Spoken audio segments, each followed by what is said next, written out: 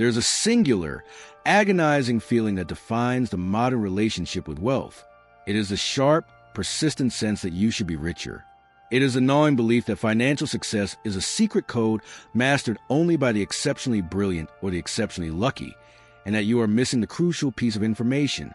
This feeling is intensified 1,000 times by the digital landscape. Every notification is a reminder of someone else's parabolic gain. Every financial headline screams of an opportunity missed, and every charismatic financial influencer promises a simple hack to transcend the steady, boring reality of saving. This is the new financial operating system, FOMO, magnified by the hyperspeed of the Robin Hood generation. We are living in an era where massive, complex financial decisions are made based on the emotional adrenaline of a social media feed. Why do rational individuals with perfect access to historical data still chase meme stocks to absurd valuations? Why does the promise of instant fortunes in crypto hype cycles lead to the complete abandonment of sound financial planning? Why are people pursuing the noble goal of the FIRE movement, financial independence, retire early, turning to leverage addiction and high-stakes option gambling to achieve what requires decades of boring patience? The truth, revealed in the profound simplicity of this book, is that doing well with money has surprisingly little to do with raw intelligence, complex math, or financial theory. It has everything to do with behavior. This is the core insight of Morgan Housel's seminal work, The Psychology of Money. Housel is not a hedge fund titan or an academic economist. He is a masterful financial storyteller and a veteran columnist who has spent years observing the strange, often contradictory ways people think about and behave around wealth. His entire history is rooted in behavioral finance, the study of how human emotions and biases drive economic outcomes. The book's power lies in its ability to strip away the complex jargon and the false promise of complicated formulas, returning to the timeless, messy, and universally applicable laws of human nature. Housel demonstrates that the ultimate soft skill in finance, how you behave, is infinitely more important than the hard science of what you know. The book's relevance to the modern investor is nothing short of revolutionary. In a world where zero-commission trading has eliminated the friction on impulsive behavior, and where the Tesla hype can sustain a valuation divorced from immediate reality, Housel's lessons provide the essential mental guardrails. He shows that the biggest single factor in Warren Buffett's success is not his investment genius, but his ability to maintain a consistent long-term behavioral strategy for 3/4 of a century. His success is a behavioral compound. This script will take you deep inside Housel's 19 core lessons, expanding on each one to provide the richest, most detailed, and most cinematically told breakdown possible. We will connect his timeless wisdom to the chaos of the present day, using his framework to dissect social media financial panic cycles and the addictive nature of digital finance. This is not a summary of what to invest in. It is a profound exploration of who you need to be to succeed with money. Get ready to have your fundamental assumptions about wealth shattered and your true path to financial resilience revealed. Morgan Housel begins his psychological journey with a powerful thesis designed to foster both humility and empathy in the reader. No one is crazy. When we observe others making what seem to be completely irrational financial decisions, buy an over-leveraged house, day trading their retirement fund on a volatile asset, or ignoring a basic budget, we are quick to judge their intelligence or their character. Housel argues that these decisions, however disastrous they may seem to an external observer, are often perfectly reasonable when viewed through the unique, narrow lens of the individual's personal life experiences. Every individual's relationship with money is a product of the specific economic climate they grew up in, the wealth or lack thereof they witnessed their parents navigate, and the unique political, social, and economic opportunities or disasters that shaped their formative years. The actions we judge as crazy are simply the rational output of an entirely different financial operating system shaped by a history we do not share. Housel provides vivid examples of this divergence in experience.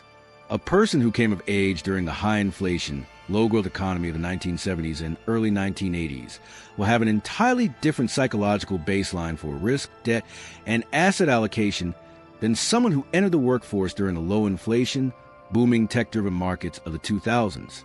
The former may have an ingrained suspicion of holding cash and a preference for real assets, while the latter might see the stock market as a perpetual motion wealth machine.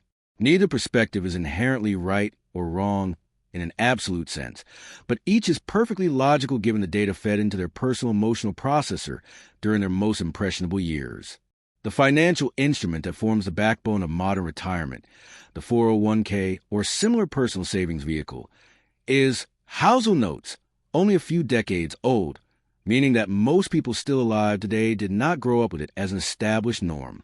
To expect everyone to adhere to a universal, single financial truth ignores the sheer diversity of economic exposure. This lesson is especially vital in the age of global interconnected markets and social media financial panic cycles.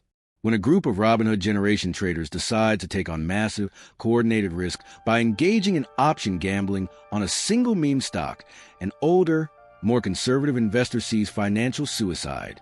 But the younger generation, who only experienced market recovery after the 2008 crisis, and who may have been priced out of real estate, views the market as a casino where the only way to catch up to the wealth of previous generations is through massive, outsized risk, a high-stakes game that is psychologically justified by their lived experience of financial disadvantage.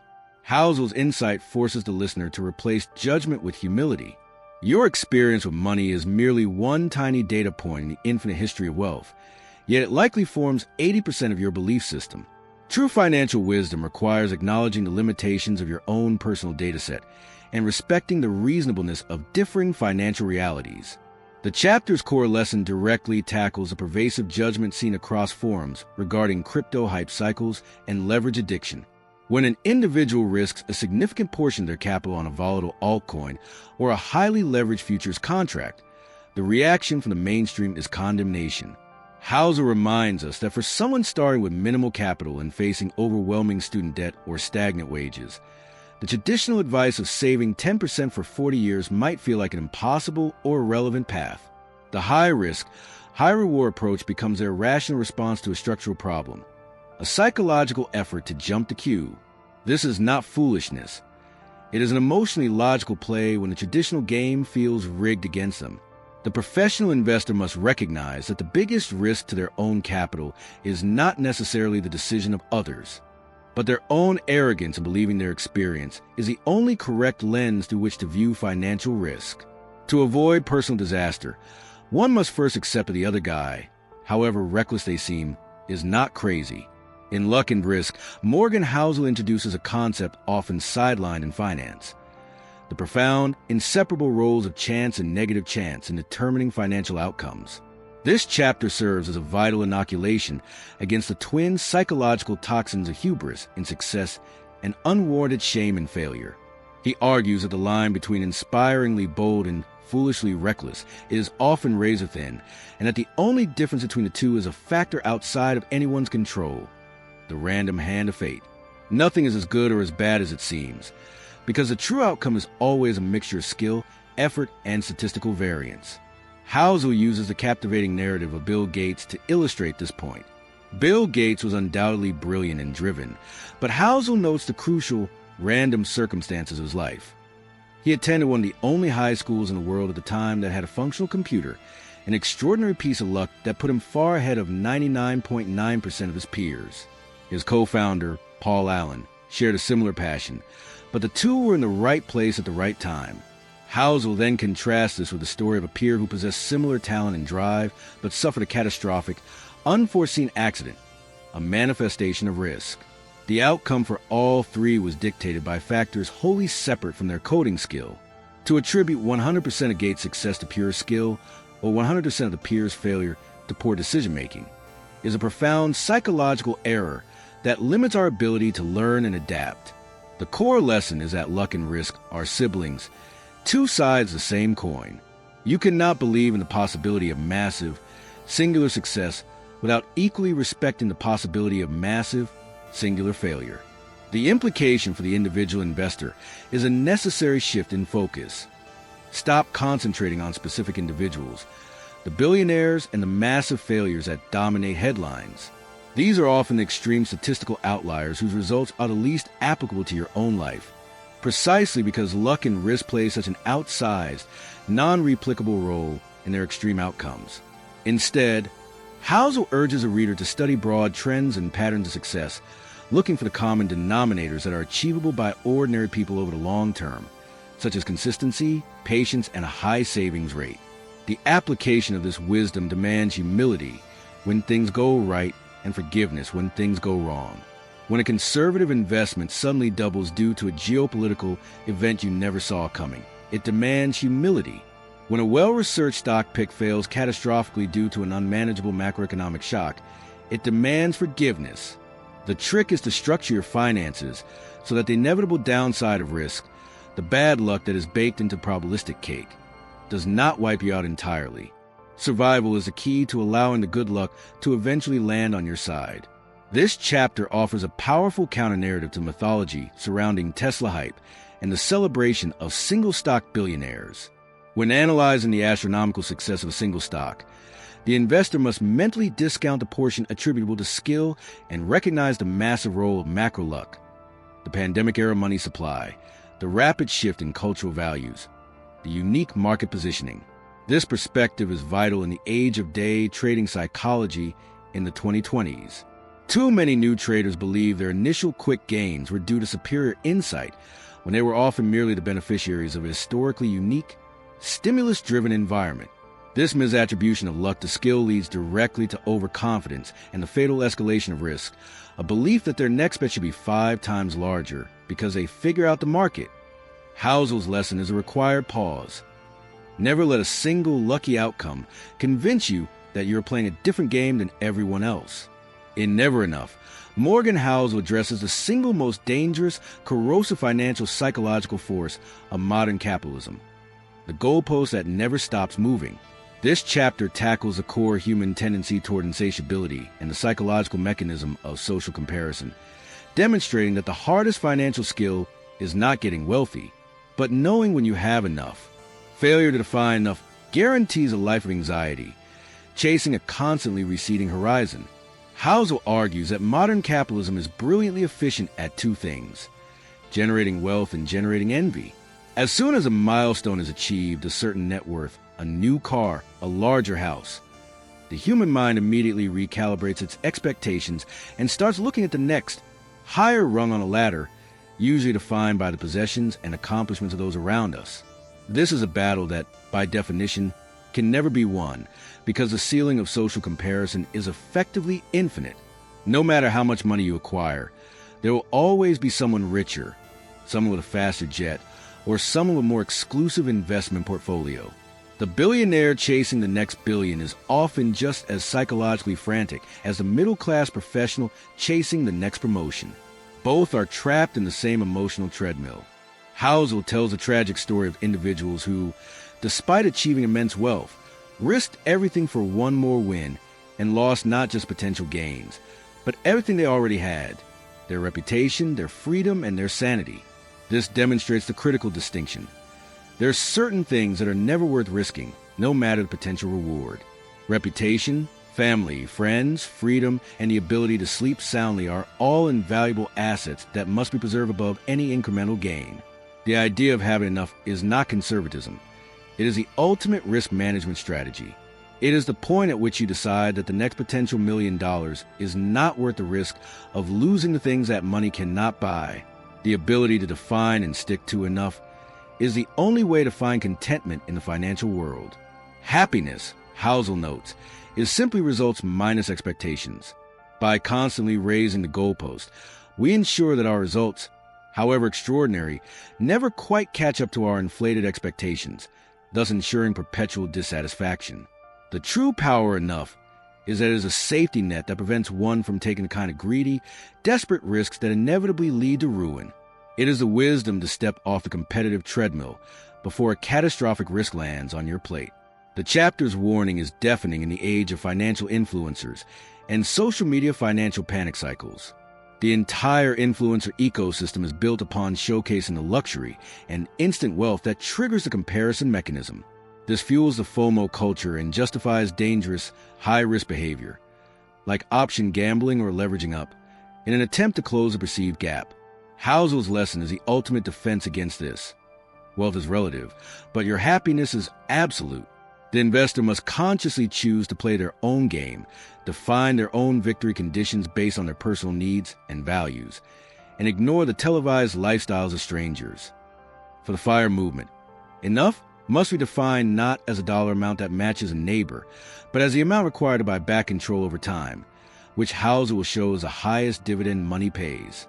In Confounding Compounding, Morgan Housel explores the single greatest, yet most psychologically misunderstood, force in finance, the miracle of compound interest. He argues that the human mind is simply not wired to intuitively grasp exponential growth, and that this psychological blind spot leads investors to consistently focus on the wrong variables, high returns, when they should be focused on a far more powerful variable, time and consistency. Housel famously uses the example of Warren Buffett. He states that if you try to explain Buffett's success purely through his investment acumen, you miss the most critical point. The key to Buffett's nearly $100 billion net worth is not his ability to generate high returns, but his ability to generate pretty good returns for 3/4 of a century.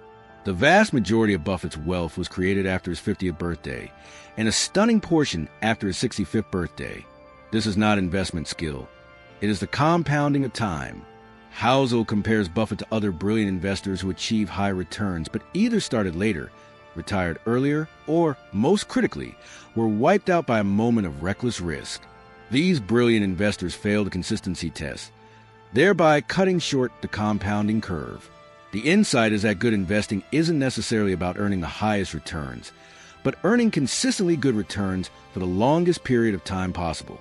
Housel explains that compound growth is counterintuitive because it is slow and unimpressive in its early stages. If you're earning 8% on $10,000, the first year's gain is only $800. This tiny, boring number is what discourages most investors, leading them to chase the exciting 1,000% returns promised by speculative assets. They focus on the short-term thrill of high velocity, failing to grasp that the real magic only begins after decades, when the money is earning money on itself exponentially. Housel compares it to the snowball effect. The original core of the snowball is small and takes time to gather momentum, but eventually, it is the size of the ball that matters, not the speed at which it rolls. This chapter is a foundational rebuke to the day trading psychology in the 2020s, which is obsessed with immediate, large gains. The psychology of compounding requires extreme patience and a high tolerance for boredom. The investor's greatest challenge, protecting the investment from being prematurely interrupted, either by panicking and selling during a downturn or by taking an outsized risk that cuts the time horizon short. The greatest edge any ordinary person possesses is the ability to withstand decades of market fluctuations and allow the compounding engine to quietly perform its magic. Housel's lesson on compounding is the essential counterargument to the entire meme stock and option gambling ethos. The pursuit of the quick 50x return is a psychological attempt to shortcut the one variable that is absolutely non-negotiable for true wealth creation: time. The investor who chases a 50x return risks a catastrophic, singular loss that resets their time horizon back to zero, thereby destroying all possibility of compounding. The intelligent investor applies the lesson of confounding compounding by focusing obsessively on consistency and longevity. This means embracing ETF dominance in passive versus active investing as a winning strategy because their low-cost, steady returns are the most reliable vehicle for harnessing long-term exponential growth. The investor realizes that their job is not to find the next Amazon, but simply to not interrupt the compounding. The compounding curve is the ultimate manifestation of the idea that behavior is more important than intelligence in finance. In Getting Wealthy versus Staying Wealthy, Morgan Housel draws a crucial distinction between the two distinct skills required for financial success. The psychological traits needed to acquire wealth are often completely antithetical to the traits needed to preserve it. Getting rich requires risk-taking, optimism, and an appetite for disruption. Staying rich requires paranoia, humility, and a deep-seated fear of being wiped out. Failure to switch from one mindset to the other is the primary reason why so many overnight success stories end in catastrophic failure. Housel states that getting wealthy requires taking risks, pushing boundaries, and accepting that the line between being bold and being crazy is thin. You have to believe in an outlier outcome and be willing to bet on it. However, the skill of staying wealthy is not about making good decisions. It is about consistently not screwing up. It is about understanding that a small number of irreversible, catastrophic errors can instantly erase decades of compounding and hard work. The mindset shift is from maximum gain to maximum survival. Housel uses the powerful example of survival as the highest financial skill. If you achieve a 10% average annual return for 50 years, you will crush the investor who earns a 20% average return for only 20 years before an act of hubris or bad luck wipes them out. The ultimate goal of financial behavior, therefore, is survival, ensuring you remain in the game long enough for compounding to work its magic. To survive, you need the paranoia of the professional. You must build a financial life that can withstand a range of negative shocks you cannot yet imagine, be it a global pandemic, a market crash, or a personal health crisis. You must always be prepared for the worst-case scenario. This survival mindset demands a continuous maintenance of a large margin of safety. This is why a wealthy person might hold a seemingly irrational amount of cash or invest in low-yield, stable assets. To the outside observer, this looks like conservatism, a failure to maximize returns. But to the preservation-focused mind, this is insurance against having to sell at the worst possible time. This cash reserve is not viewed as a missed investment opportunity. It is viewed as a guarantee that the entire compounding structure will not be interrupted by the inevitable, unpredictable downturns that characterize the financial world. The preservation mindset requires humility to accept lower returns in exchange for guaranteed longevity. The psychological friction between getting wealthy versus staying wealthy is the defining battle of the Robin Hood generation.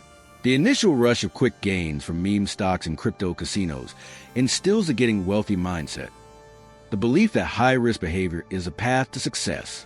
The subsequent difficulty is psychologically forcing the switch to the staying wealthy mindset. This failure leads to leverage addiction, where individuals risk their newfound gains chasing the same high-velocity outcome, failing to realize that the rules of the game have changed entirely once they have capital to protect. Housel's lesson is that every individual, regardless of their net worth, must practice both mindsets. You need the optimism to invest and the paranoia to protect the time horizon.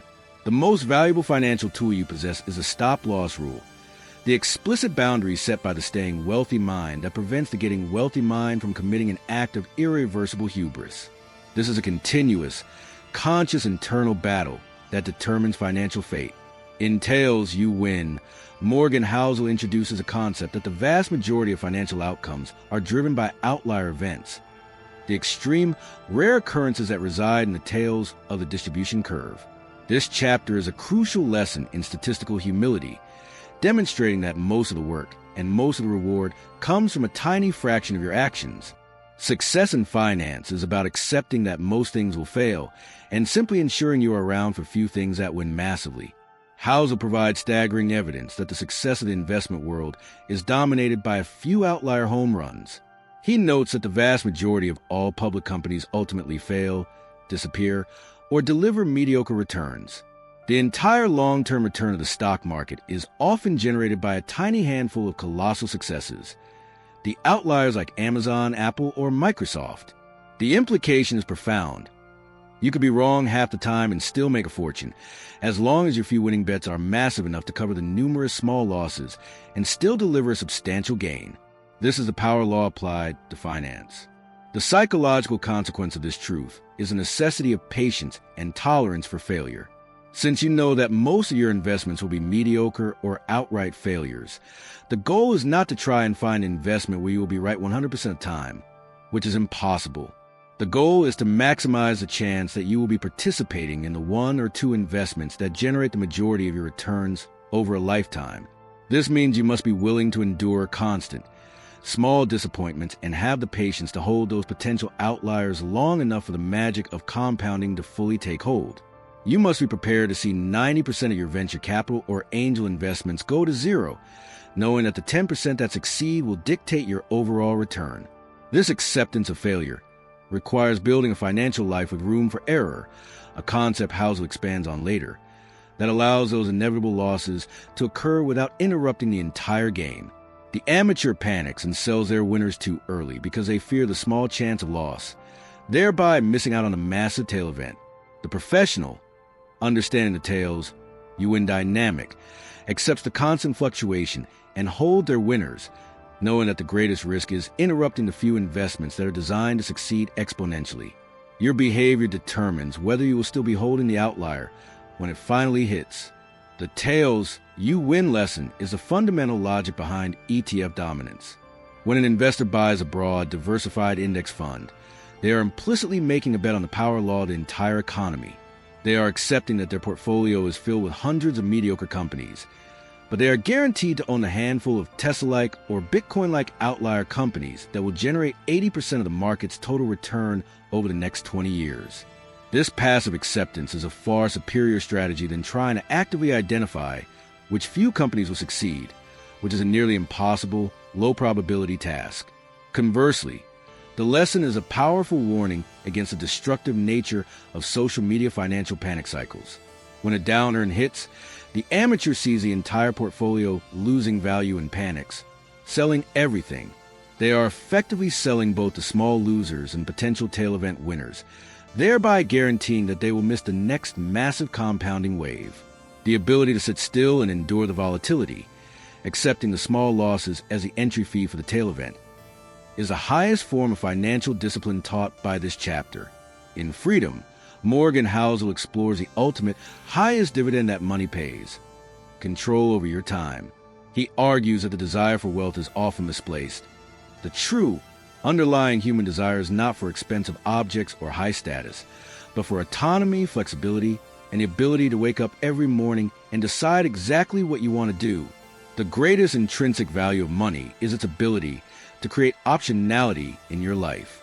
Housel notes that money's most valuable function is acting as a call option on your future.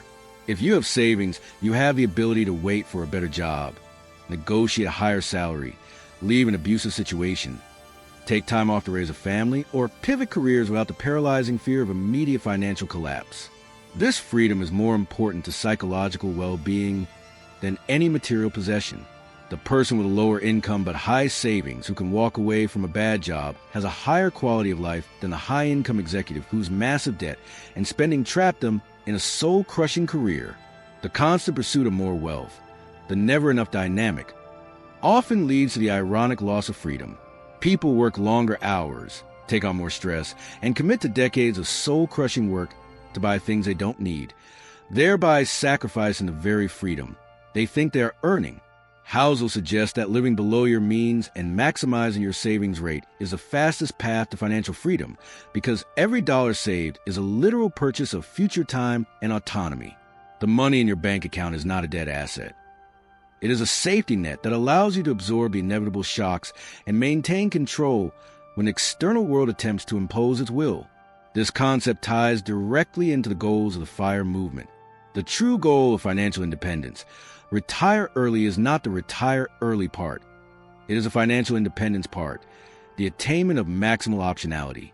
Whether a person chooses to retire at 40 or simply continue working on their own terms, the achievement is the same: the freedom to control one's own time. This psychological shift, from seeing money as a means to buy things to seeing money as a tool to buy time, is the greatest behavioral catalyst for sustainable financial well-being. Modern investing reflection.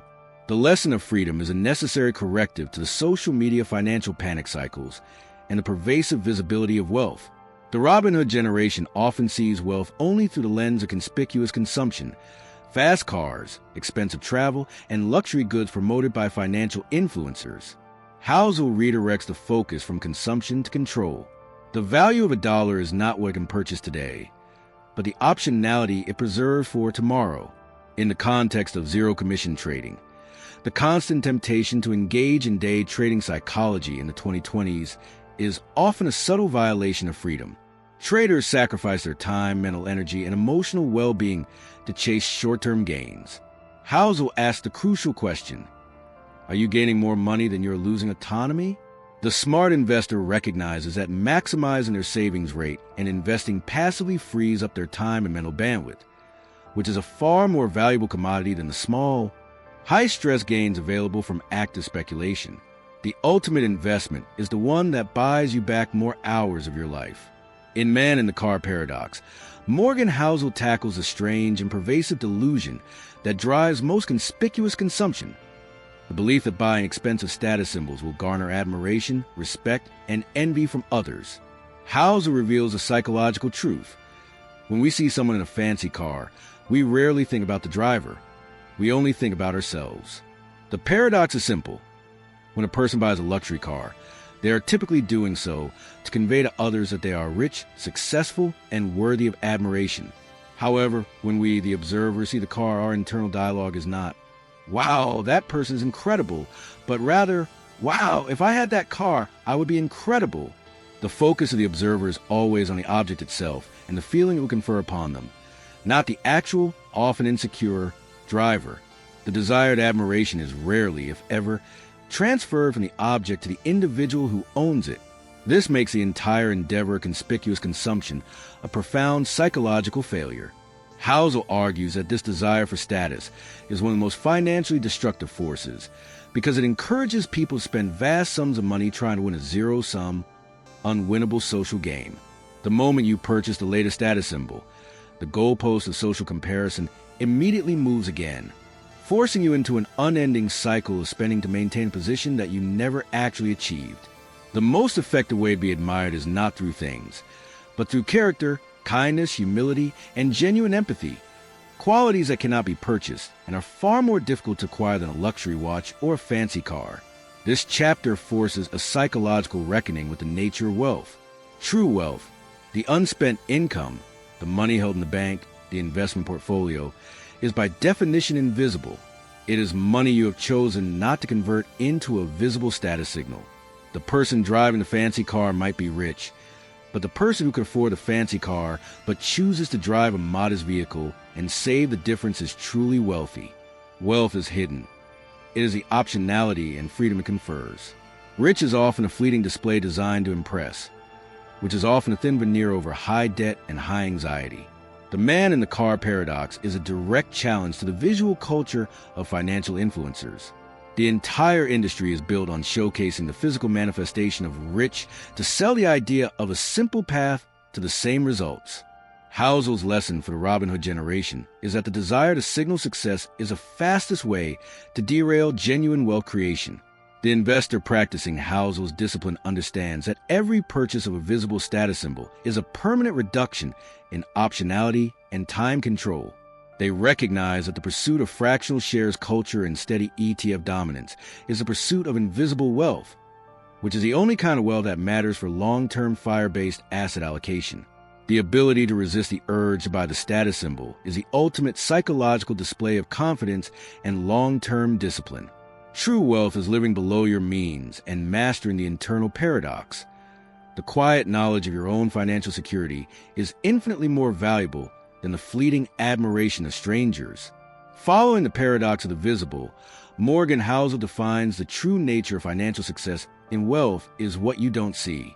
This chapter emphasizes a simple yet profound accounting truth. Wealth is unspent income. It is money that has been saved and invested, money that remains unseen, and is defined by its lack of conversion into visible consumption. This unseen wealth is the ultimate financial force, yet it is inherently unteachable through imitation because it is invisible. Housel contrasts rich with wealthy. Rich is a current level of income, usually visible through material possessions, the ability to buy expensive things. Wealthy is a hidden equity, the high savings rate, and the quiet compounding that provides optionality and security. People who are rich are often on a thin line of insolvency because they convert their income into depreciating assets and high debt liabilities to maintain the illusion of wealth. True wealth, sitting quietly in bank accounts and investment portfolios, is hidden from the public eye. The psychological difficulty this presents is that it creates a modeling problem. We can easily see rich people and imitate their spending habits, but we cannot see wealthy people. We cannot look into their bank accounts to observe their low spending rate, their disciplined rebalancing, or their high cash reserves. Therefore, the essential skills required for wealth, patience, saving, and humility, are the hardest to learn because they have no visible role models. People who become wealthy rarely do so by following the visible habits of the rich. They do so by adopting the invisible habits of frugality and discipline. Housel uses a powerful example of someone who makes $100,000 a year and saves $30,000 versus someone who makes $500,000 a year but saves only $10,000 after purchasing luxury goods and maintaining a high-status lifestyle. The person with a lower income and high savings rate will likely become wealthier in the long run because they have created a larger, more stable base for compounding and have maximized their optionality. The saving rate is a critical, controllable variable that is entirely independent of the market's returns. The crucial takeaway is the realization that money, at its core, is simply a transfer of time. When you spend money, you are sacrificing the future time and optionality that the saved dollar could have bought you. When you save money, you are buying back time and security. The pursuit of wealth, therefore, is an exercise in maximizing unspent income and prioritizing the unseen safety net over the temporary pleasure of visible consumption. In the context of fractional shares culture and the accessibility of investing, Housel's lesson is a necessary dose of reality for those influenced by financial influencers. The people promoting the lifestyle often confuse income with wealth, encouraging a high-spend, high-risk approach. The disciplined investor recognizes that the greatest financial tool is not the trading app, but the monthly budget that maximizes savings. This is the only part of the equation that is entirely under their control and is entirely independent of market returns, Bitcoin bubbles, or global ETF dominance. By prioritizing wealth as what you don't see, the investor fortifies their fire-based asset allocation with the essential foundation, a low-cost, high-flexibility lifestyle that guarantees their ability to weather any economic shock without having to sell their investments prematurely. The quiet life is the wealthy life. In Save Money, Morgan Housel formalizes the importance of the savings rate, dedicating an entire chapter to its immense power. He argues that the ability to save money has far more to do with personal financial outcomes than income level, investment returns, or even specific market knowledge. The savings rate is the gap between your ego and your income, and the size of that gap is the greatest determinant of future wealth. Housel emphasizes the uncontrollability of market returns. You can study charts, read prospectuses, and research fundamentals for years, but you cannot guarantee a return above the market average. Global markets, macroeconomic forces, and luck and risk will dictate the outcome. However, your savings rate is 100% within your control. This makes it the most powerful tool available to the individual investor. He reiterates the example of two individuals. One earns a high salary but spends nearly all of it to maintain a visible status, and another earns an average salary but maintains a high savings rate by living far below their means. The latter will inevitably become wealthier because they have maximized the amount of time their money is allowed to compound, and because they have the optionality to endure shocks. The person with a lower savings rate is always on a financial razor's edge, regardless of their high income. Housel makes a strong case that saving money for saving's sake is a rational and necessary act. Many people save for a defined goal, a house down payment, a child's education. But Housel argues for saving without a specific goal. This seemingly directionless cash is not passive. It is an anti-fragile hedge against the uncertainty of the future.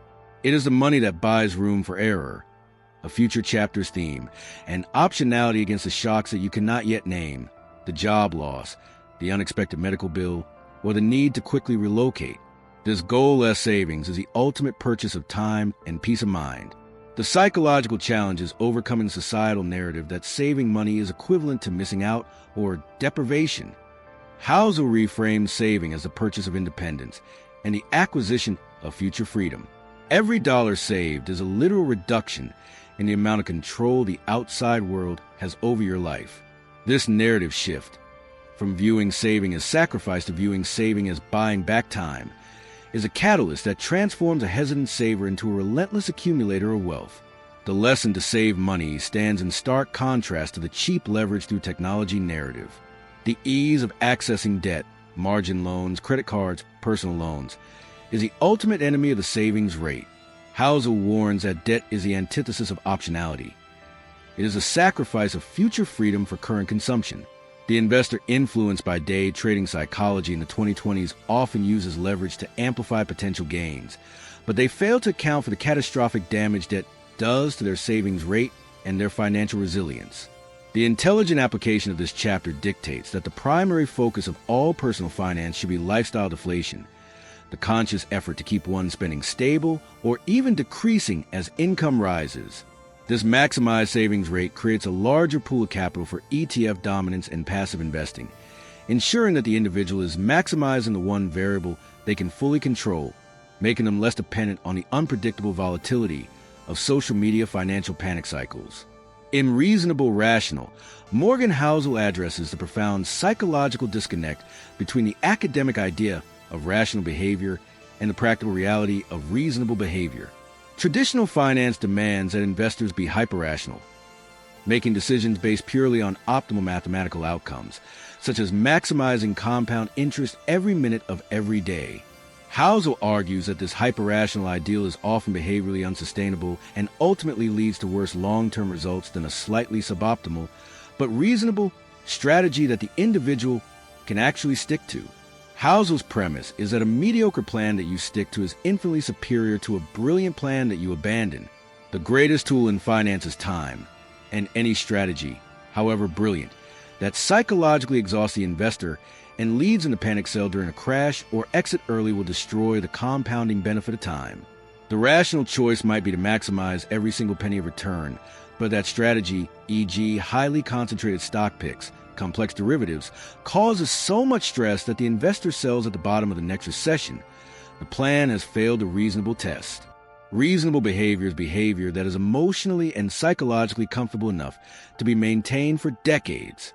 This includes accepting seemingly irrational things like holding a large cash position, which is mathematically suboptimal but buys peace of mind, or investing passively in a broad index, which guarantees you will never beat the market but guarantees you will not be wiped out by single stock risk.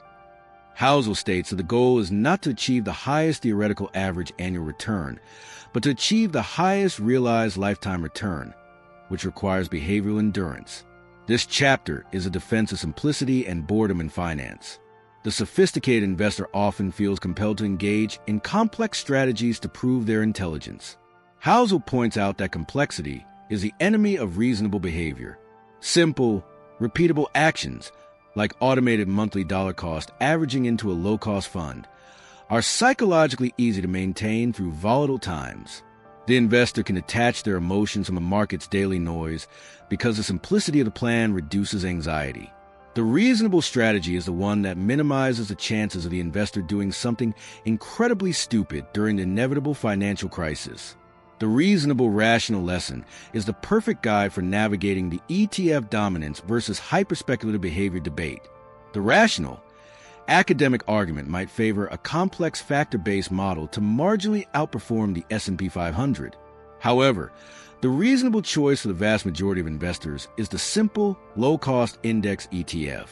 This strategy is behaviorally anti-fragile.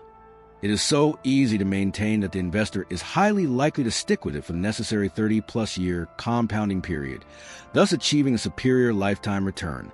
In the face of meme stock and crypto casinos, the reasonable investor recognizes that while the theoretical returns of these assets might be high, the emotional cost of the volatility is too high to maintain a long-term position without the risk of panic selling the entire portfolio. The simple act of choosing a strategy based on what allows you to sleep soundly at night is the most powerful, reasonable rule you can implement, ensuring that your behavior supports your compounding journey rather than interrupting it. In Surprise, Morgan Housel explores a profound yet often ignored role of unpredictability in financial and economic history. He argues that the future is not simply a linear extrapolation of the past. It is a chaotic blend of known trends and unforeseen tail events that reshape everything. The inability to psychologically prepare for the truly surprising event, the geopolitical shock, the pandemic, the sudden technological breakthrough, is the cause of most financial pain. Housel notes that our minds are built to focus on the past for guidance. We analyze historical market returns, look at past recessions, and assume the next decade will be broadly similar to the last. However, the single most important events of the last 50 years, 9/11, the 2008 financial crisis, the rise of the internet, the 2020 pandemic, were all, to varying degrees, surprises that fundamentally altered the course of history and finance. Housel stresses that the most impactful financial events are precisely the ones that we cannot see coming because they have no historical precedent.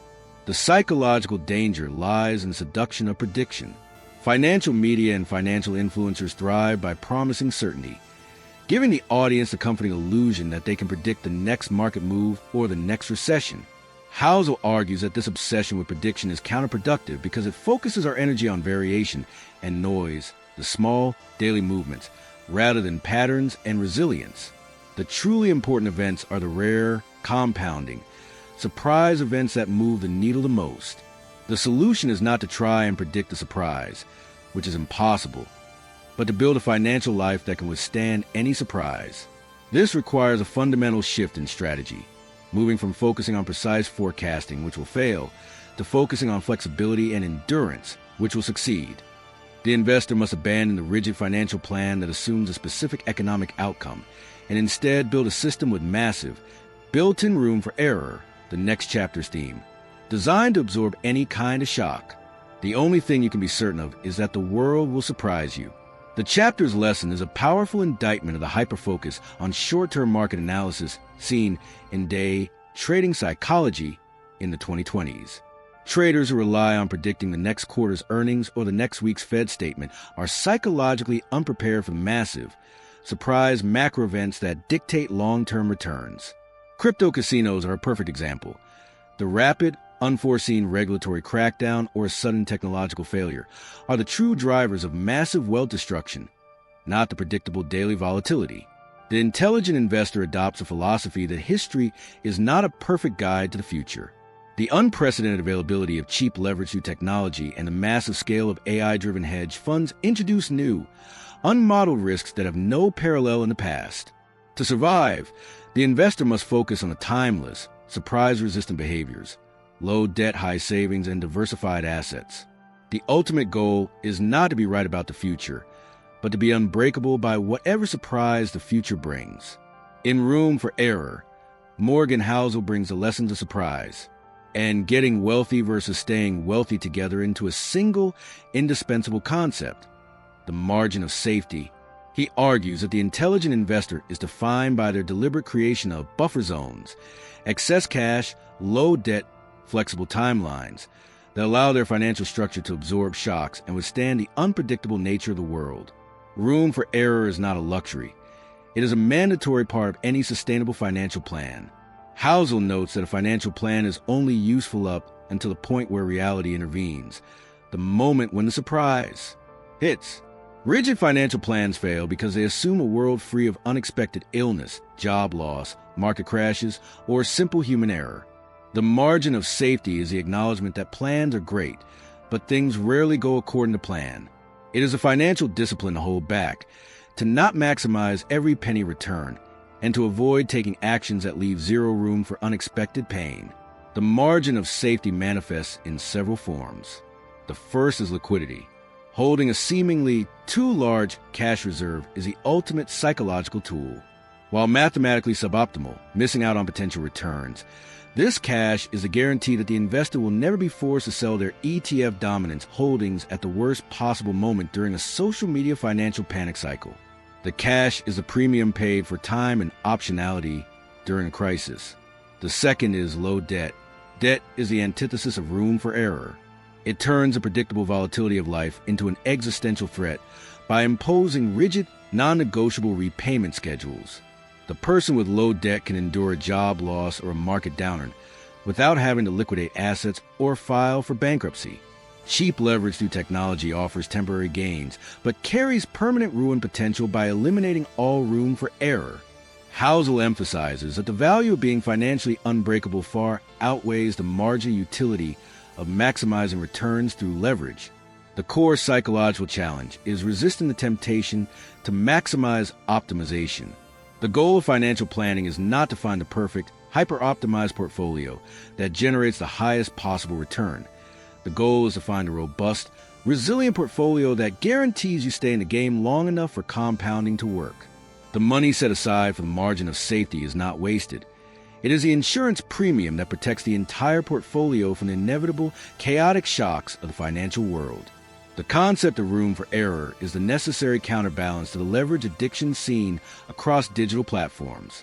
In the crypto casinos and option gambling markets, players often maximize leverage to chase outsized returns, reducing their room for error to zero.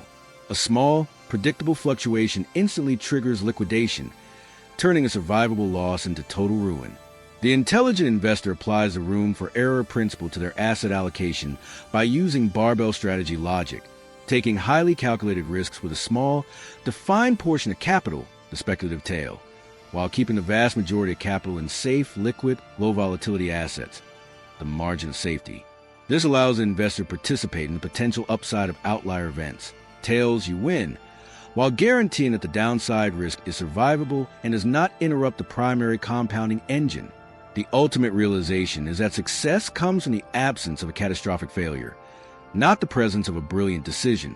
In You'll Change, Morgan Housel delves into the inherent difficulty of long-term financial planning, the psychological fact that you are constantly evolving.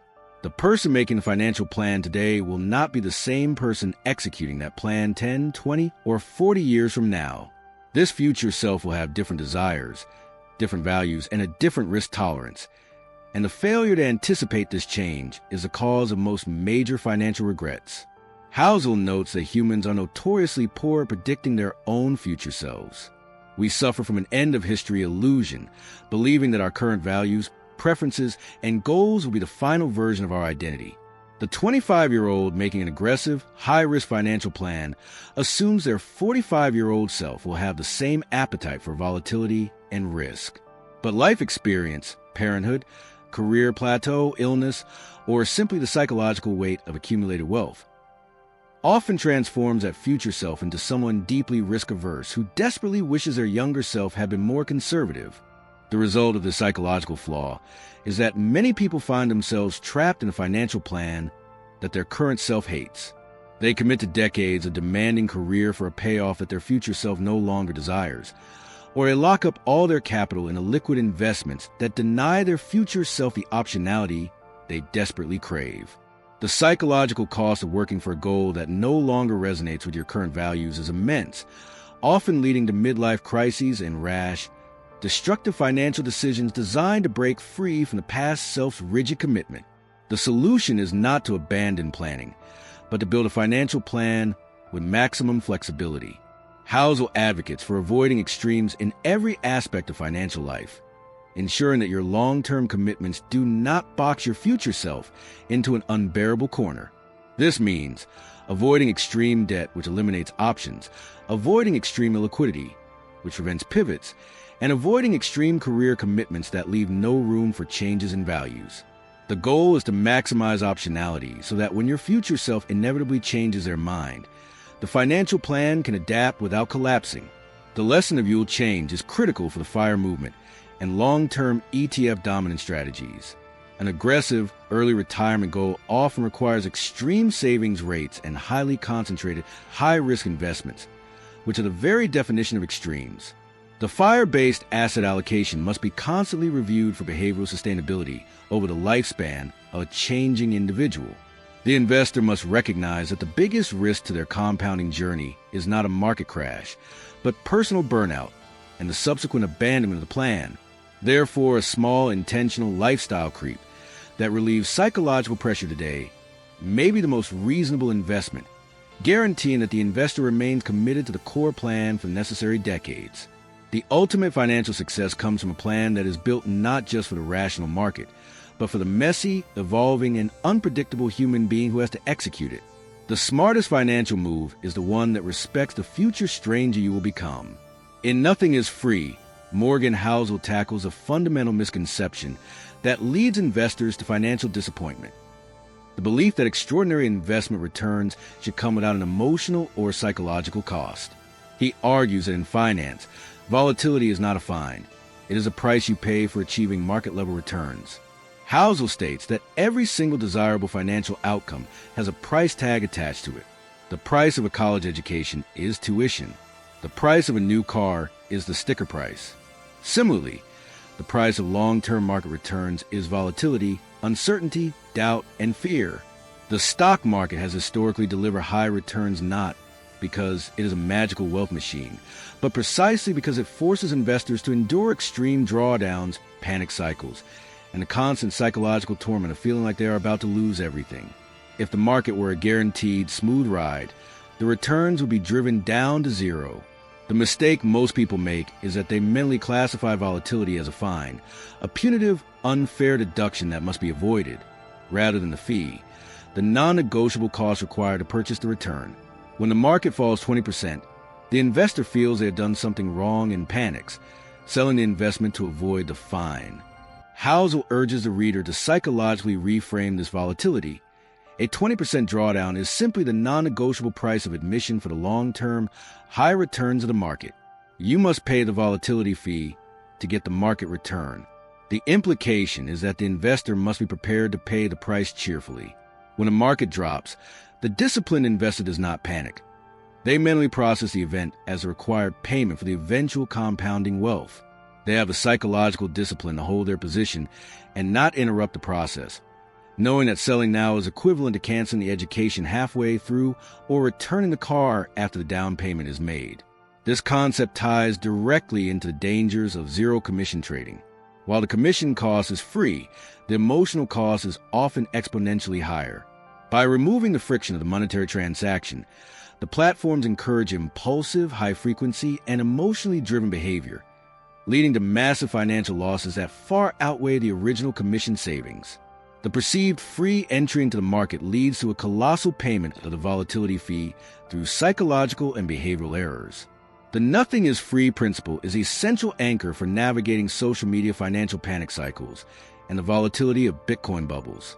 When an asset is dropping, the noise from financial influencers and social media is deafening, demanding an immediate exit. Housel reminds the investor that this noise and fear is the price. If you want the market to deliver 10% returns over the next decade, you must be prepared to endure 5 separate 15% drawdowns and 1 catastrophic 40% crash. The smart application of this lesson involves budgeting for the fee. The investor must mentally and financially set aside a portion of their expected return to account for volatility. When the drawdown hits, they process it not as a surprise loss, but as the expected, budgeted price of admission. This psychological reframe, from loss to payment, is the key to maintaining the patience required for confounding compounding to succeed. In You and Me, Morgan Housel addresses the critical danger of taking financial cues from people who are playing a different game than you are. The financial world is a vast collection of different games, each with its own set of rules, timelines, and risk tolerances. The failure to identify which game you are playing and which game others are playing is a massive source of error, emotional turmoil, and financial loss.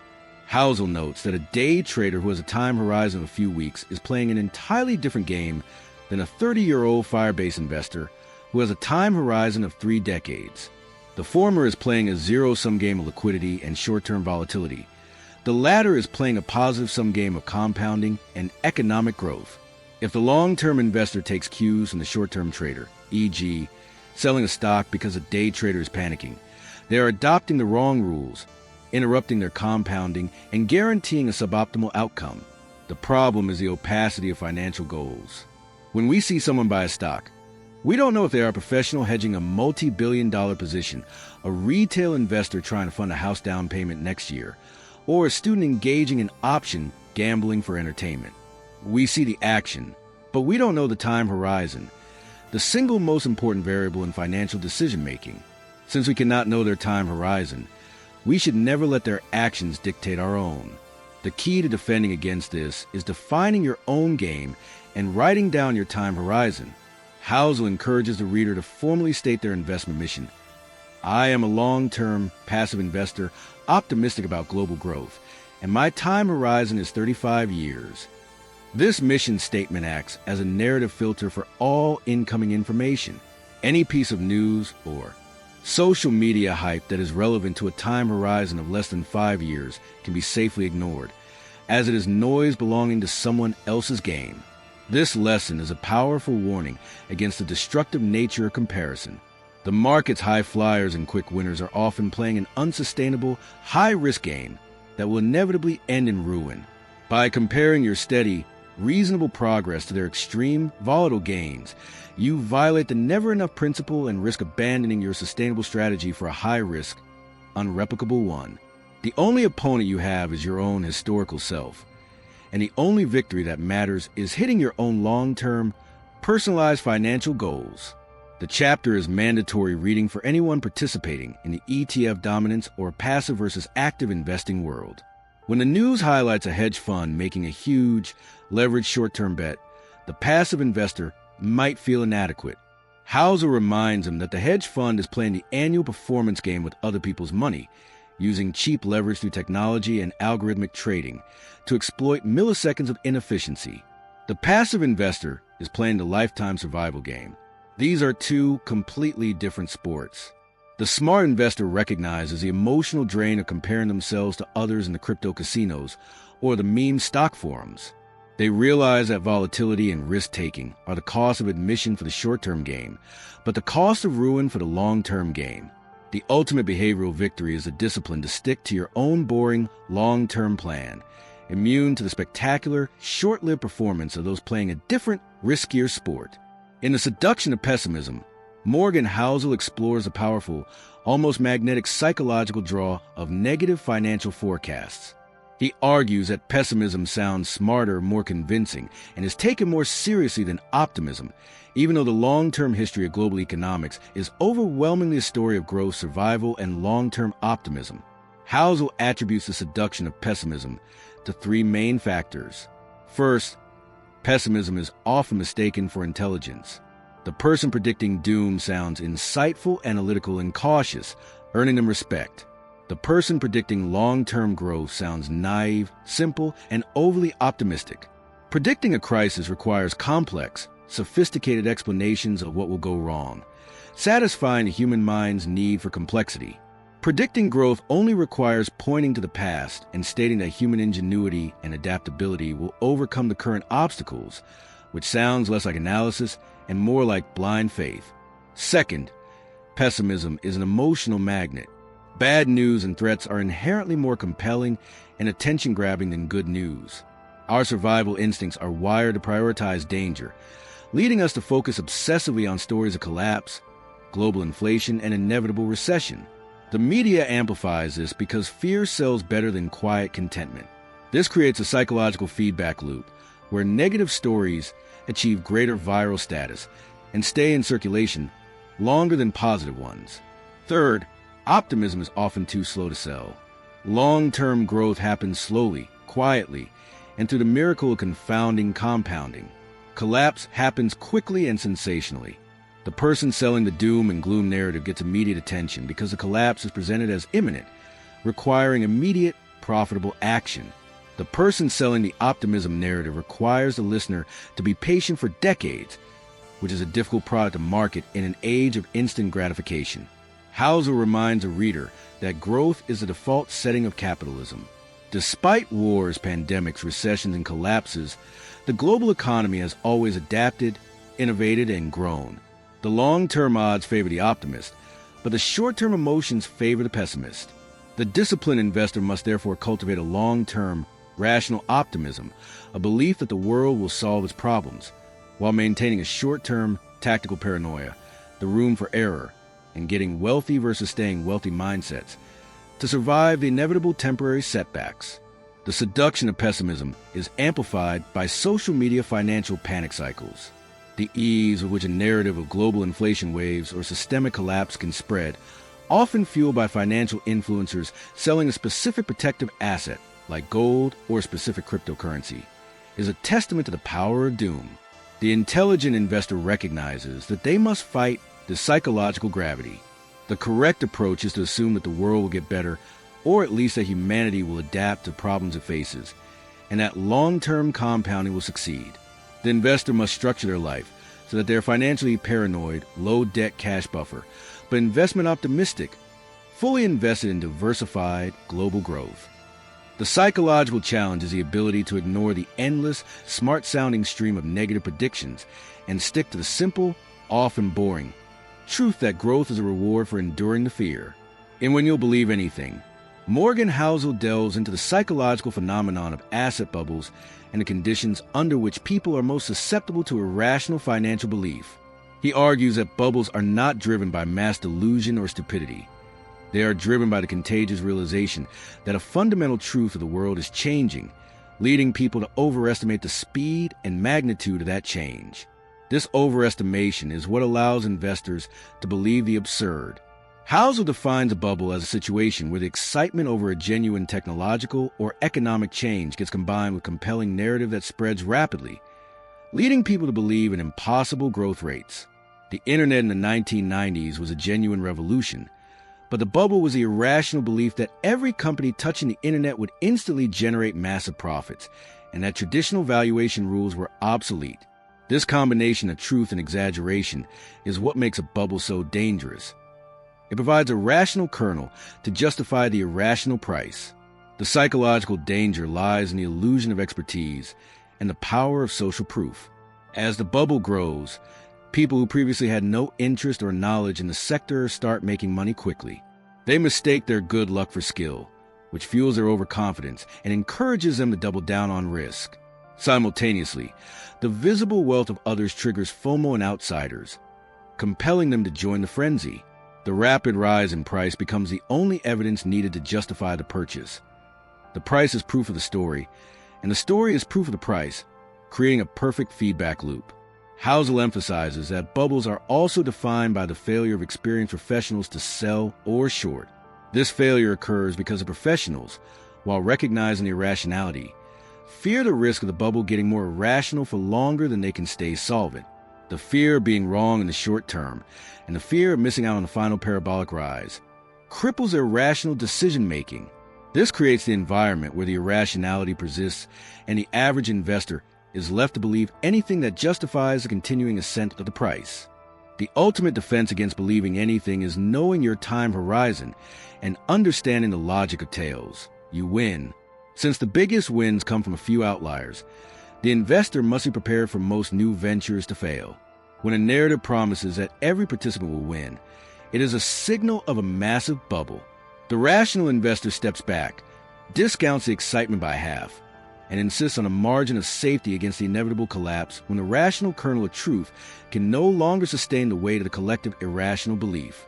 The chapter is a definitive guide to understanding crypto casinos and the meme stock phenomenon. These are bubbles fueled by the genuine excitement of decentralization and democratized trading, combined with the absurd exaggeration of guaranteed wealth. The Robinhood generation often believes anything because they have seen an initial parabolic rise that served as social proof, overriding the basic financial math. The smart investor must cultivate a deep skepticism towards all financial certainty, especially when the certainty is highly contagious. The lesson is simple. Extraordinary claims require extraordinary evidence. When a financial outcome is presented as guaranteed, it is often a psychological trap designed to eliminate your natural caution. The best strategy is to be the rational observer on the sidelines, waiting for the inevitable moment when the narrative loses its energy and asset prices reconnect with the gravitational pull of fundamental value. In the final thematic chapter, All Together Now, Morgan Housel synthesizes his 18 previous lessons, arguing that financial success is not dependent on mastering any single principle, but on the consistent integration of all of them. There is no single secret to wealth. There are only timeless, behavioral truths that must be consistently practiced over a long period. Success is a result of a cohesive, behaviorally sound system. Housel reiterates the core philosophy. Doing well with money has less to do with how smart you are and more to do with how you behave. The investor must accept that the most powerful forces in their financial life, compounding and risk, are both non-intuitive, requiring constant behavioral calibration. The ultimate goal is to build a system that maximizes time for compounding while protecting against ruin from risk. The synthesis of the lessons requires constant internal negotiation. Integrate optimism and paranoia. Maintain a long-term optimism that the world will grow, the seduction of pessimism, while maintaining a short-term, tactical paranoia to ensure survival, getting wealthy versus staying wealthy. Integrate savings and optionality. Maximize your savings rate, save money, not for a specific purchase, but to buy freedom and optionality freedom. Integrate risk and humility. Accept that most big wins come from outlier events, tails you win, which demands a humility to acknowledge luck in your success, luck and risk. Integrate reason and discipline. Choose a financial strategy that is reasonable and sustainable for your psychology, even if it's not mathematically hyper-rational, reasonable, rational, and use discipline to adhere to that strategy for decades. Housel's final message is that success is an exercise in behavioral consistency. The simplest strategies, when executed consistently over the longest possible time horizon, will always outperform the most complicated, high-velocity strategies that are interrupted by behavioral failures. The ultimate financial advantage is the discipline to stay in the game, stay humble, and stay patient. The conclusion of the core lessons provides a final strategic blueprint for navigating the modern market. The investor must view the social media financial panic cycles and global inflation waves not as threats, but as a behavioral test. The only way to pass this test is to have already built an anti-fragile system that integrates all of Housel's rules: low debt, a massive room for error, a high savings rate, a simple ETF dominant strategy, and the psychological commitment to ignore the man in the car paradox and the never enough temptation. Financial success is not a jackpot. It is a compound return generated by a lifetime of making consistently reasonable behavioral choices. If Morgan Housel were analyzing the current financial environment, he would find his behavioral lessons not just validated, but amplified by the unprecedented speed and accessibility of digital finance.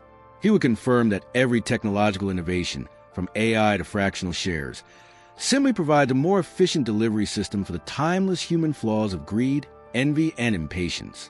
Housel would analyze AI-driven hedge funds, algorithmic trading, and quant strategies through the lens of human behavior. He would argue that these systems, while mathematically superior, are dangerous precisely because they cater to the illusion of control and the seduction of pessimism. The narrative that algorithms are rational makes human investors complacent, leading them to trust systems that ultimately amplify behavioral risks. The AI, trained on historical data, is incapable of dealing with a true surprise, the event with no historical precedent. When the AI fails, its failure will be sudden, massive, and highly correlated, because all similar systems will respond to the unforeseen event in the same way. Housel would warn that the massive concentration of capital in these systems, alongside the proliferation of robo-advisors, simply means that the next panic will be faster and more technologically driven, but its underlying cause will still be the collective human fear that the systems have failed. The investor's defense is the room for error held outside the automated system, cash and low-debt assets, the only things guaranteed to maintain value when the AI narrative breaks. The modern market is defined by the weaponization of envy through financial TikTok and YouTube gurus, and the accessibility of fractional shares culture. Housel would view the gurus as master manipulators of the never-enough principle and the man in the car paradox. They showcase visible rich to sell the invisible high-risk path. The phenomenon of meme stock manipulation is a perfect case study of irrational behavior amplified by the crowd. The buying frenzy is fueled not by a rational assessment of value, but by the FOMO of seeing others get rich, the conspiratorial narrative of fighting the elite, and the psychological ease of zero-commission trading. Housel would point out that this is an environment where the luck and risk factor is maximized, and where the amateurs who attribute their early gains to skill are doomed to commit a catastrophic error of over-leverage later. The solution is recognizing that the Robin Hood generation must embrace the antisocial behavior of the wealthy. Wealth is what you don't see. They must prioritize the anti-fragile nature of their own savings rate over the hyper-visible volatility of the crowd. The access to cheap leverage through technology is, in Housel's view, the single greatest threat to long-term financial success for the individual. The ease of getting margin loans, futures contracts, or highly leveraged ETFs fundamentally violates the principle of getting wealthy versus staying wealthy and destroys the room for error. The pervasive use of leverage in crypto casinos and option gambling is a psychological attempt to shortcut, confounding compounding. Housel would argue that this is a mathematical certainty for long-term ruin because leverage transforms a non-negotiable volatility fee into an existential threat. A standard market drawdown becomes an instantaneous, total liquidation, resetting the time horizon to zero. The The ultimate lesson for the individual is to avoid extremes and recognize that the cost of easy money is the permanent sacrifice of future freedom. Dollar cost averaging DCA versus day trading psychology in the 2020s. Housel would strongly endorse DCA as the ultimate reasonable strategy. It is designed to minimize the investor's exposure to their own emotional flaws, thereby maximizing the time variable. Day trading, in contrast, is the irrational, high-stress attempt to maximize returns, which is statistically destined to interrupt the compounding process that fire-based asset allocation and longevity. The pursuit of the FIRE movement must be anchored in the principles of yield change and room for error. Housel would caution against extreme sacrifice today that leads to psychological burnout tomorrow. The plan must be flexible and conservative enough to account for a change in values, the end of history illusion, and the inevitable surprise of the future. The conservative withdrawal rate is the ultimate margin of safety against the biggest risk, running out of money later than expected. Passive versus hyperspeculative behavior. Housel's work is a definitive case for passive investing and ETF dominance. The acceptance that nothing is free entails, UN compels the investor to choose a diversified, low-cost index fund, which is the only guaranteed way to harness the compound return generated by the few outlier companies. Hyperspeculation, in contrast, is a low probability bet against the very mechanism that creates wealth. Housel's final context would be that digital markets have not changed the rules of money, only the speed and intensity of the psychological game. The only timeless advantage remains behavioral discipline, patience, humility, and the supreme, silent act of choosing to save money and stay in the game long enough for time to do the heavy lifting. We have traversed the insightful landscape of the psychology of money, learning that financial outcomes are determined less by the math on the page and more by the messy, beautiful, and predictable flaws of the human heart. Morgan Housel had provided us with a timeless, essential framework, proving that the distance between financial success and ruin is often measured not in intelligence, but in behavioral consistency. The greatest edge you will ever possess is the ability to master yourself. The overarching lesson is one of profound humility and longevity. You must accept that luck plays an immense role in all outcomes, and that the world will inevitably surprise you. Therefore, your number one job is not maximizing returns, but maximizing survival. Building a fortress around your time horizon so that no single, unforeseen event can force you out of the compounding game. Financial genius is simply the ability to withstand decades of boredom, fear, and temptation. Here are the 10 timeless principles from Morgan Housel's work. Synthesizing his behavioral wisdom for the modern investor. The survival mindset trumps all. The single greatest financial skill is not getting wiped out. Focus ruthlessly on staying wealthy rather than maximizing the speed of getting wealthy. The paramount goal is to ensure your compounding journey is never interrupted by an irreversible act of hubris or bad luck. Volatility is a fee, not a fine. Except that market drawdowns, panic, and uncertainty, nothing is free, are the non-negotiable price of admission for achieving market returns. Do not treat volatility as a punitive event to be avoided. Treat it as the expected, budgeted cost that must be paid cheerfully to access the long-term gains. The savings rate is your controllable superpower. Your ability to save money, is far more important than your income level or your investment returns. Maximizing the gap between your ego and your income is the only financial lever that is 100% within your control. Every dollar saved buys back future time and freedom. Know you enough. Define a precise point where pursuit of more wealth must stop, never enough. This point is a risk management tool that prevents you from taking greedy risks that could compromise the invaluable assets that money cannot buy: reputation, family, freedom, and happiness. Compounding requires time, not speed. The magic of confounding compounding is counterintuitive. It is slow and unimpressive at the start.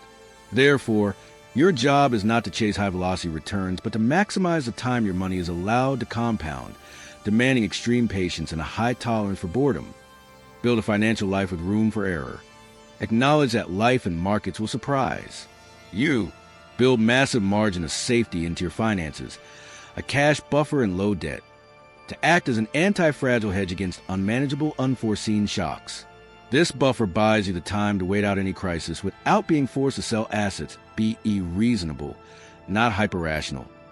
Choose a financial strategy that is simple, low stress, and behaviorally sustainable for you to maintain for decades, even if it is not mathematically optimal. A plan you stick to is better than a genius plan you abandon. Fight social comparison and envy. Resist a delusion that conspicuous consumption buys admiration. Man in the car paradox. Wealth is what you don't see, and the pursuit of visible status is a destructive, unwinnable game that requires the constant sacrifice of your true, invisible wealth, your savings and optionality. Respect the power law. Understand that most of your investments will be mediocre or fail, but that your entire return will be driven by a few massive outlier successes, tails you win. This demands a strategy of broad diversification like ETF dominance, and the patience to hold your winners through inevitable small losses. Define your game and time horizon. Never take financial cues from others, as they are likely playing a different game than you are, you and me. Define your personal long-term time horizon, e.g., 30-plus years, and use it as a narrative filter to ignore all short-term noise and hype that does not align with your core goal. The journey toward financial success is a long, internal one. It is a battle against a human instinct to chase quick gains, succumb to envy, and believe that the next crisis will be the one that finally wipes you out. Morgan Housel has given you the ultimate psychological tools to win this war. Your final commitment must be to consistency, to be the quiet, boring accumulator, to be the one who saves money not for a thing, but for the optionality and peace of mind it confers, to be the one who sits still when the world is screaming. This is the psychology that makes great investors. This is a simple, profound path to a wealthy life. If you found incredible value in this deep, cinematic breakdown of the psychology of money, the behavioral manual for financial success, you need to make sure you are subscribed to Capitura. We are dedicated to delivering the most valuable, transformative financial wisdom in this highly detailed format. Our commitment is to give you the mental frameworks required to thrive in any market condition. Hit that subscribe button now. Turn on notifications so you don't miss our next breakdown. Because next, we are covering a timeless classic that explores the profound, often invisible, effects of global macro forces on your local portfolio. A book that will show you how to navigate the risks everyone else is ignoring. Morgan Housel's core contribution is the redefinition of financial risk. Traditional finance measures risk purely in arithmetic terms: volatility, standard deviation, and value at risk. Housel compels us to incorporate the emotional, psychological arithmetic, the stress of debt, the cost of comparison, the trauma of panic selling, into the risk equation. He argues that any strategy that is mathematically optimal but behaviorally unsustainable carries an emotional risk premium so high that it guarantees catastrophic failure, destroying the compounding journey entirely. This realization necessitates the concept of behavioral anti-fragility. A financial plan is anti-fragile not because it maximizes every percentage point return, but because it is designed to benefit from volatility and stress. When the market experiences a social media financial panic cycle, the fragile investor panics, sells at the bottom, and loses decades of compounding.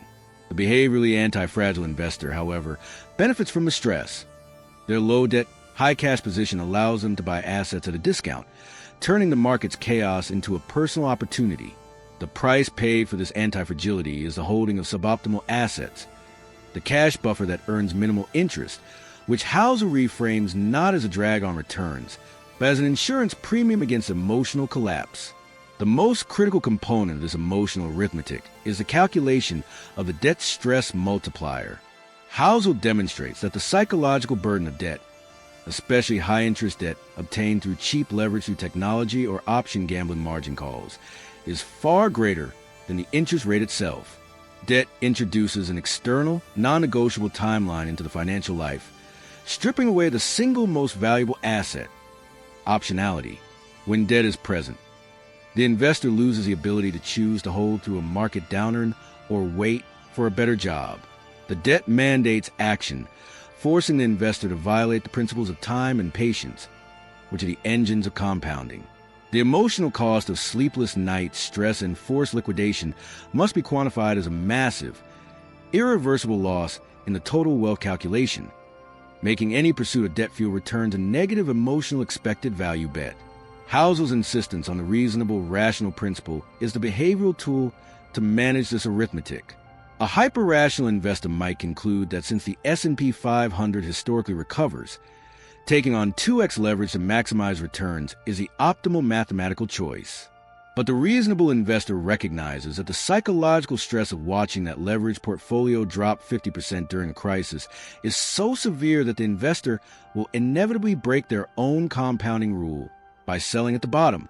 Therefore, the reasonable choice, a lower, unleveraged return, provides a superior lifetime realized return because it protects the investor from their own self-destructive emotional response.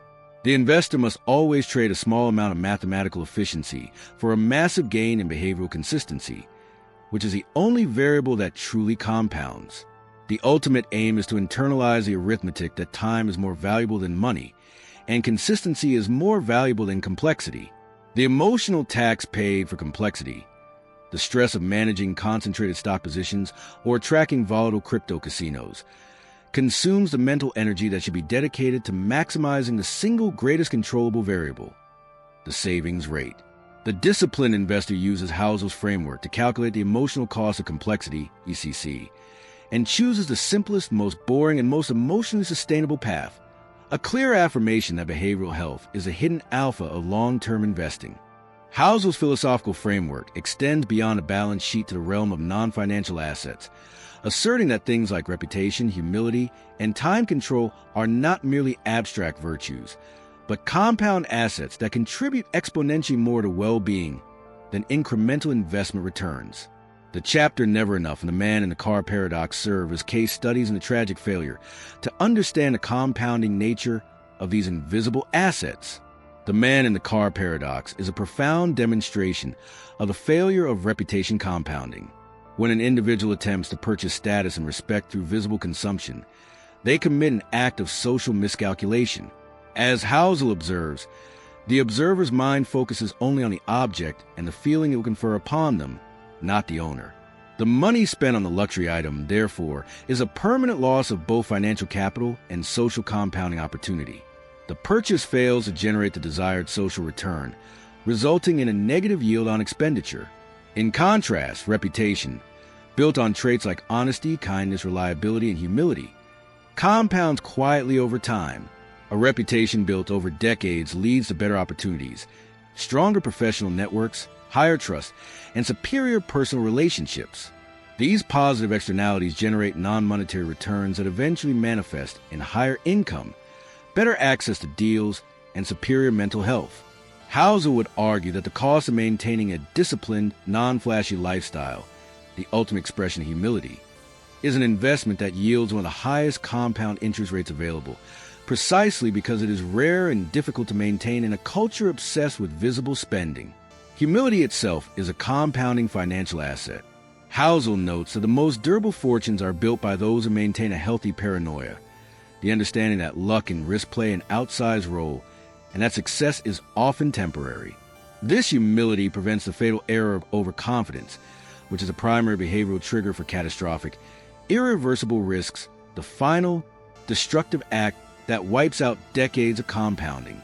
The investor who attributes their success to luck is more likely to maintain a margin of safety and continue operating within the principles of getting wealthy versus staying wealthy.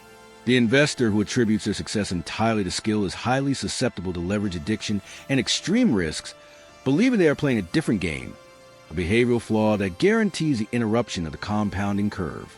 The ultimate failure of the never enough principle is a complete abandonment of the compounding of contentment. By constantly raising the goalpost, the individual ensures that their expectations always outrun their results.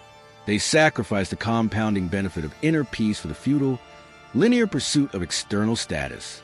Housel's philosophy advocates for the relentless pursuit of enough, because enough is the point at which the compounding of personal freedom and optionality officially begins.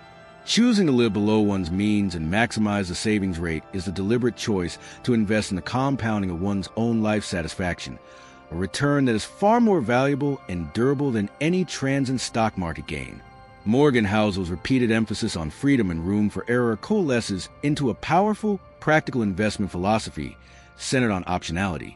He defines optionality as the ultimate financial product, the right, but not the obligation, to act in the future, and asserts that its value far outweighs any short-term drag on investment returns. The failure to appreciate optionality leads to the two most common behavioral errors: maximization and the failure of non-participation. The financial world, rooted in rational theory, is obsessed with maximization. Maximizing income, maximizing returns, maximizing efficiency. Housel argues that this obsession is the ultimate enemy of the resilient financial life. Maximization inherently requires the elimination of all perceived waste. And in finance, the primary form of waste is the margin of safety, the cash buffer, the low leverage policy, and the flexible schedule. The investor who pursues maximization sells their cash position to ensure every dollar is invested, takes on debt to maximize asset acquisition, and commits to an inflexible, high-stress career to maximize income. This maximalist approach successfully eliminates waste, but it simultaneously eliminates optionality. When the inevitable surprise occurs, the market crashes, the job is lost. The maximalist is forced to sell assets at the worst possible time, the ultimate realization of the nothing is free principle, thereby guaranteeing the interruption of their compounding journey. Housel's counter-philosophy is that waste is not waste. It is insurance. The cash buffer is not a drag on returns. It is an anti-fragile call option on market chaos. The lack of debt is not a failure to maximize return. It is the purchase of complete autonomy. The most important financial decisions are not about maximizing the known variables, but about minimizing the consequences of the unknown variables. The true power of the money you hold in reserve is the psychological assurance that you can non-participate in the market's panic, a privilege that the maximalist has forfeited.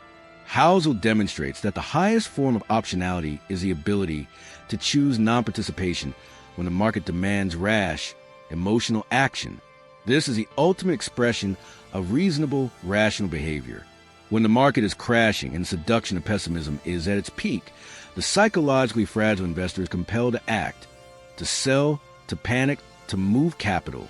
The investor with high optionality, backed by a large room for error, can choose to non-participate in the selling frenzy. They can sit still, wait for the volatility to subside, and then deploy their cash reserves to buy assets from those who were forced to participate. This non-participation is an incredibly valuable high-yield financial action that costs nothing but patience and psychological control. Similarly, when a crypto hype cycle or meme stock frenzy is peaking, the psychologically susceptible investor is compelled to participate due to FOMO and when you'll believe anything dynamic.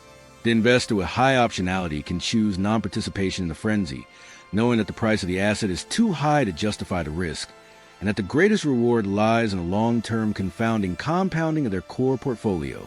The philosophy of optionality is therefore the key to successful, long-term fire-based asset allocation. The goal is not merely to amass a large number, but to amass capital in a form that guarantees behavioral freedom. The ultimate wealthy person is the one whose lifestyle and balance sheet are so resilient that they are rarely forced to make a financial decision based on external necessity, only on internal choice.